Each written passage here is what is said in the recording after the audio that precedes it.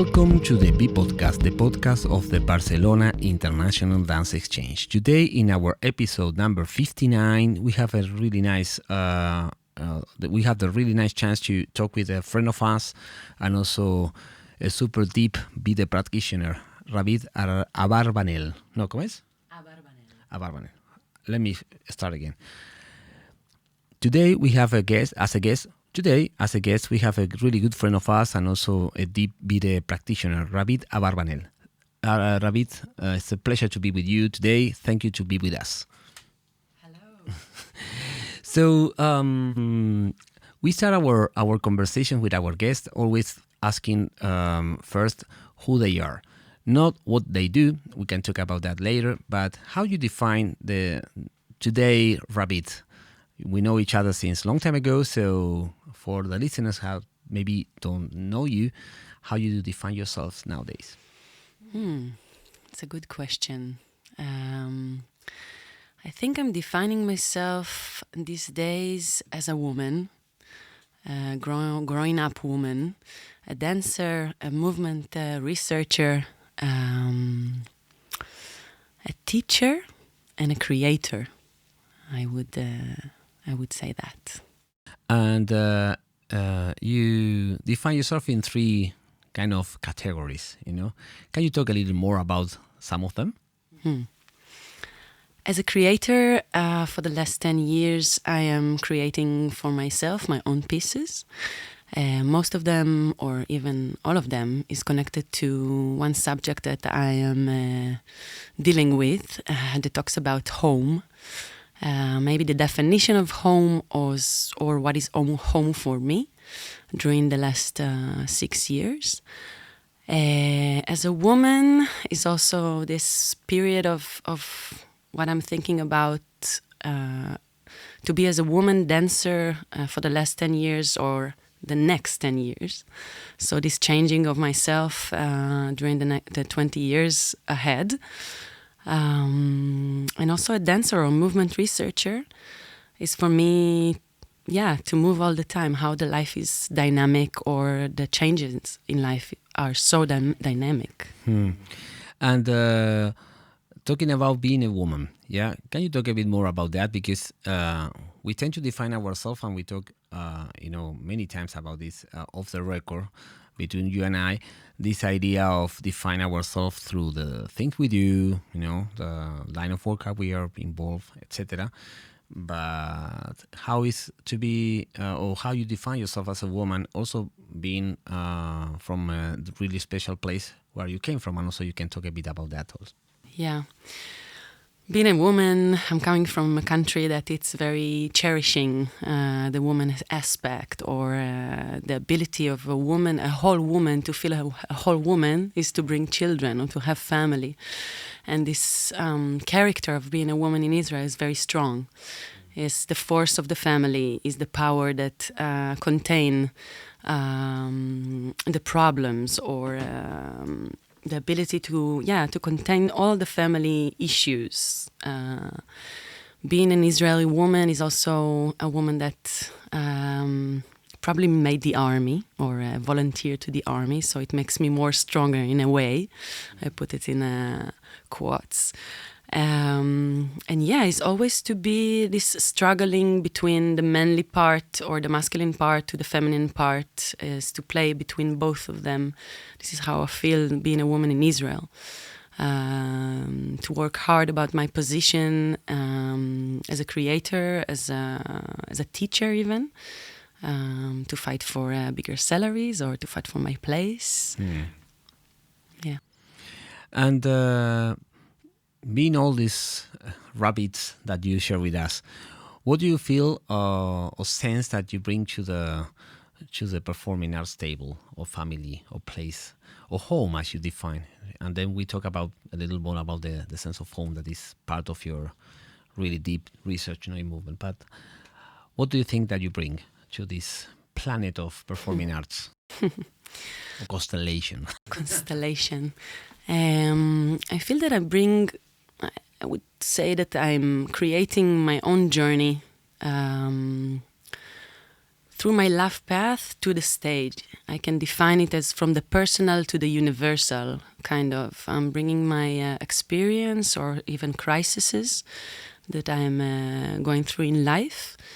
And I find them like a beautiful place to bring it on stage because everybody can be connected to them in such of a way, you know, like it can connect emotionally, it can connect even genderly. I feel that I'm bringing something that it's personal, that it's me, but it's that also can find other points or other connection to others in the audience as universal and yeah. And what is home for you? Because as many of our listeners and also people who I know work in this performing arts planet, we tend to travel a lot, and you're a traveler also. So, what do you think is home nowadays? And maybe if we go a little bit to the past, I thinking about what if, Ravid 15 years ago thinks about the sense of home, and now that you're traveling so much, you experience the planet, the world, different languages, different cultures, and nobody's coming back to Tel Aviv. Yeah, I'm still figuring out, I have to say. It's a dynamic question because I don't find one answer for what is home for me. And yeah, it's changing through the years. If I take it from the past, when we met, I think 6 years ago, the definition of home was not very clear for me since I left a long distance relationship. And it was very clear to me that a home is literally a house and a Labrador dog in the countryside. And Israel is my home. And when I left it, I found that maybe the question is home is not really connected to where I am. It's connected to how I feel. And when I feel that all my parts are visible and have space, I feel at home. And it makes me feel more calm and relax. And from that on, I felt that Spain is also a very unique and special place for me because I built these beautiful memories and all my parts is here, is connected.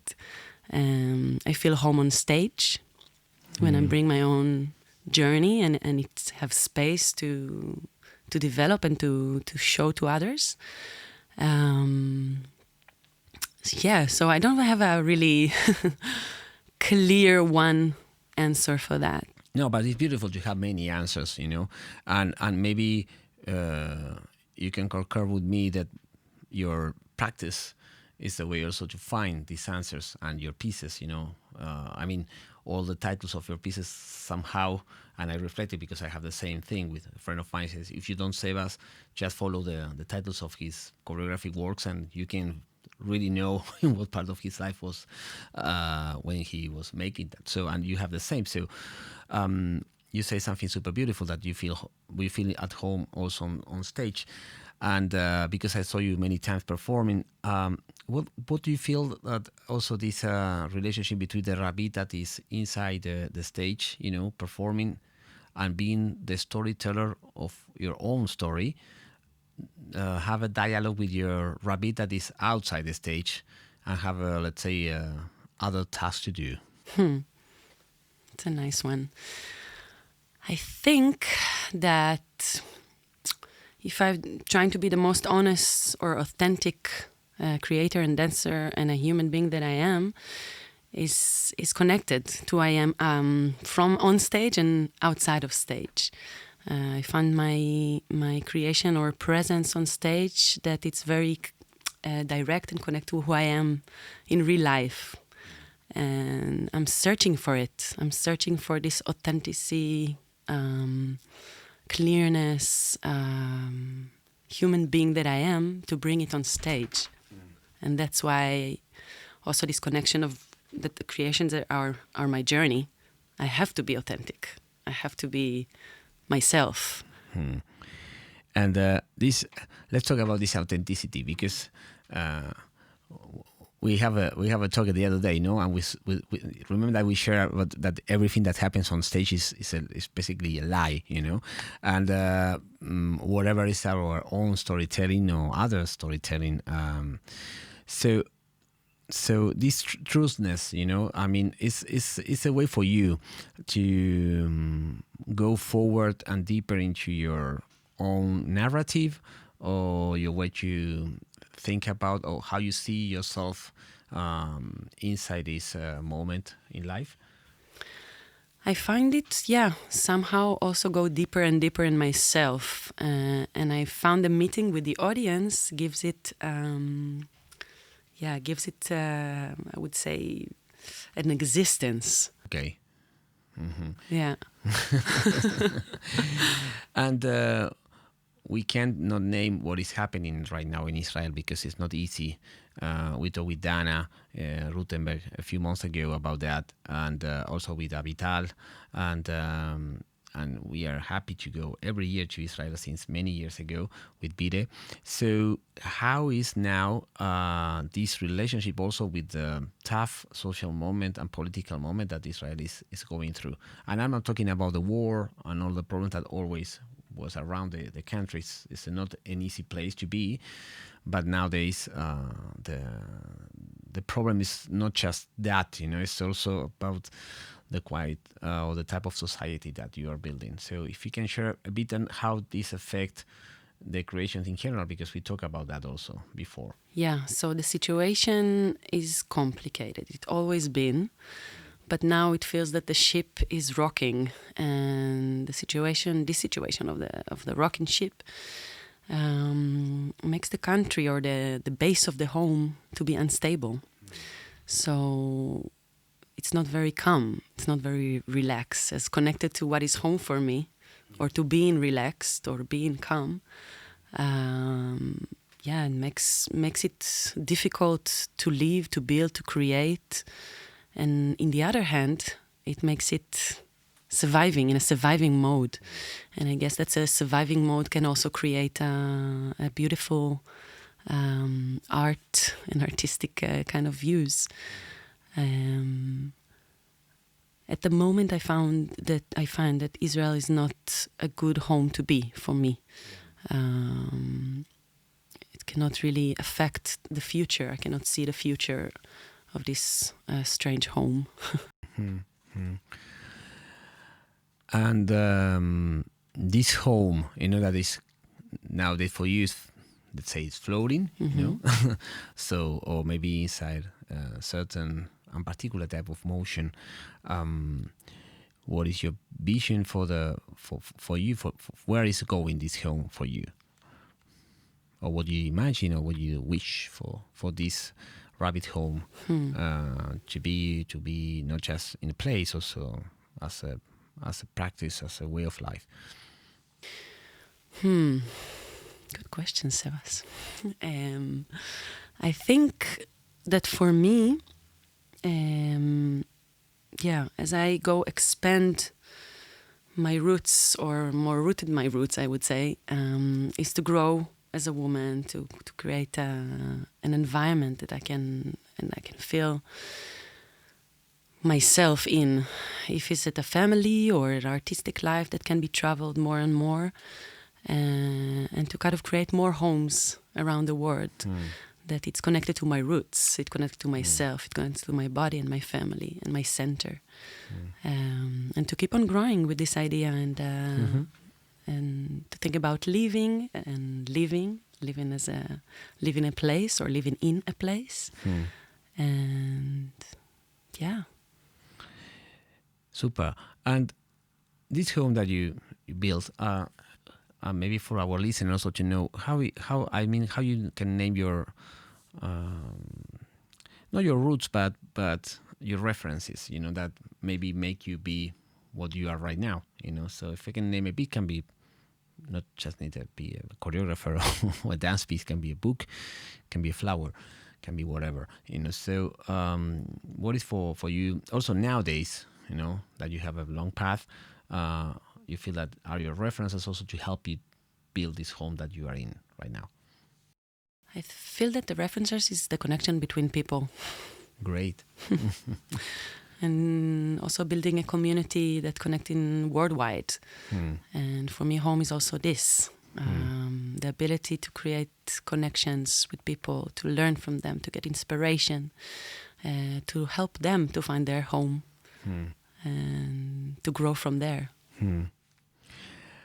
And what you feel this, as I said before, what you bring to the performing. What do you feel that the performing arts give you back? Your practice and your profound belief and passion, because you're a passion person also. What nowadays that you have also distance, how it can be the stuff or the feelings or the emotions or the experience that you feel this practice and this performing arts give you back to you. As, what is feeding you right now. Yeah. I think that first of all, recognition. Without this performing arts performing to audience, it's not exist. And so being able to share my experience with others, it's recognition. And of course, it gives me power being on stage. It's a part of myself. It's a part of who I am, whatever defined me as a person. And it gives me a lot of power to keep on going and fulfill my dreams. Yeah. Super. And what is your, because you as part of many BIDEs, and also you met people there and you work for a while for people. So and actually you are staying in some some of our friend from BIDE now, but also from BIDE from life, Mario. So what is your experience from BIDE? And I ask from the side of if it's good or bad, it's from the same question that I said before, you arrive in a certain mood. When we made I think if my memory it works properly, that I hope so.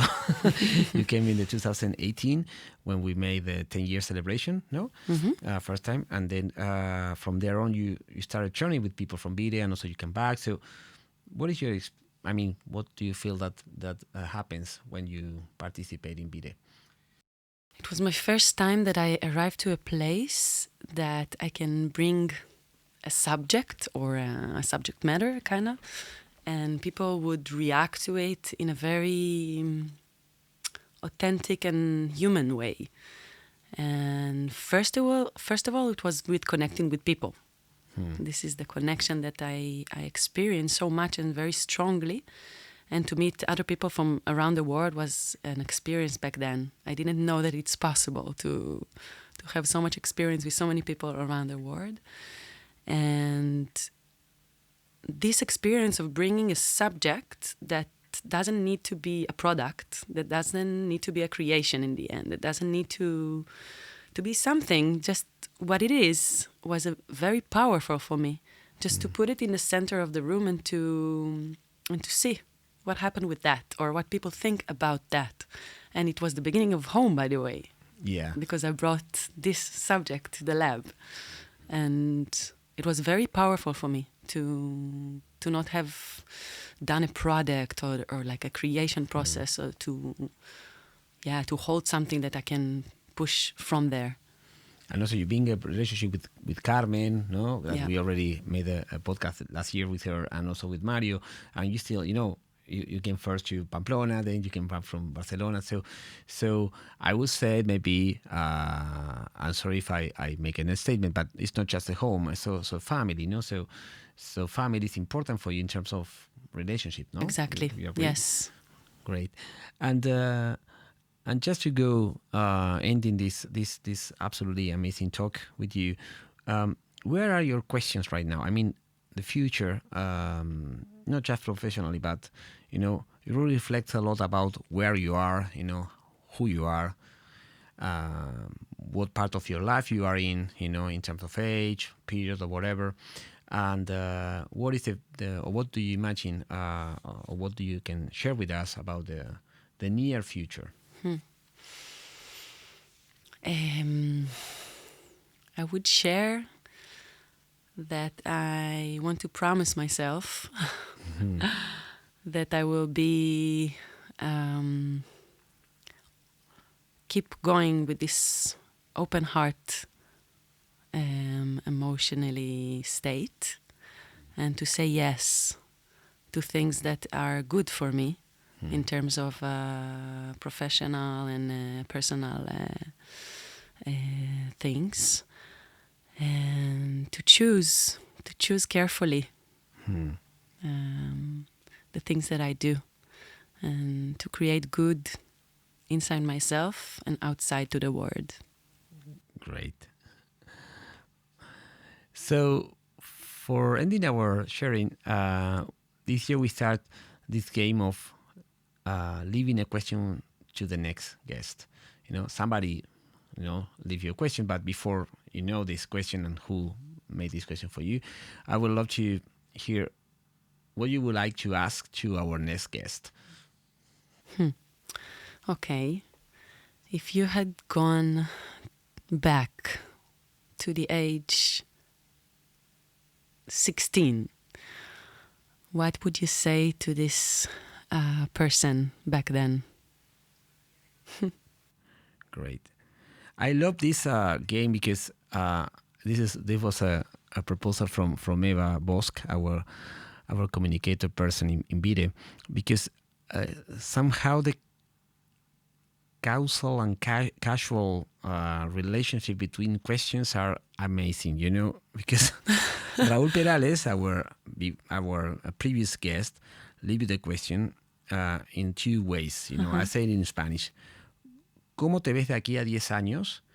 ¿Y qué le dirías a la Ravid de aquí a 10 años? So, how do you see yourself in 10 years? And what would you like to say to the Ravid that be 47? No, you are 37 now? Yeah. Okay. So it's wow. surprising. It is surprising.